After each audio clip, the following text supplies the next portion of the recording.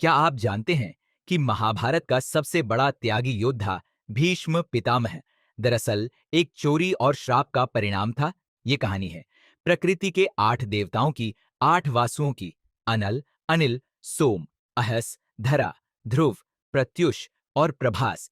ये सभी दिव्य शक्तियां सृष्टि की आत्मा मानी जाती थीं। लेकिन एक दिन प्रभास की पत्नी ने जिद पकड़ ली आर्षि वशिष्ठ की दिव्य कामधेनु गाय को पाने की। प्रभास जानता था ये अधर्म है, लेकिन पत्नी के मोह में उसने अपने सातों भाइयों के साथ मिलकर गाय चुरा ली। पर वो भूल गया ये कोई साधारण गाय नहीं थी, और आर्षि वशिष्ठ भी कोई साधारण ब्राह्मण नहीं थे।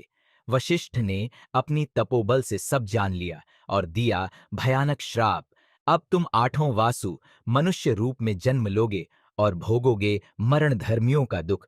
वासुओं ने क्षमा मांगी।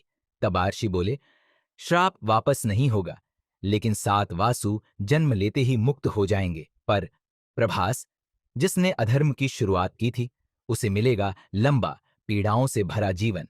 उसे न पत्नी मिलेगी, न संतान, और उसका अंत होगा एक स्त्री के हाथों। वासु पहुंचे मां गंगा के पास और विनती की कि वे उन्हें जन्म दें और मुक्त करें। गंगा, जो खुद ब्रह्मा के श्राप से धरती पर आने को मजबूर थीं, मुस्कुराईं और कहा, मैं तुम्हें जन्म दूंगी और जन्म के साथ ही अपनी धारा में मुक्त कर दूंगी।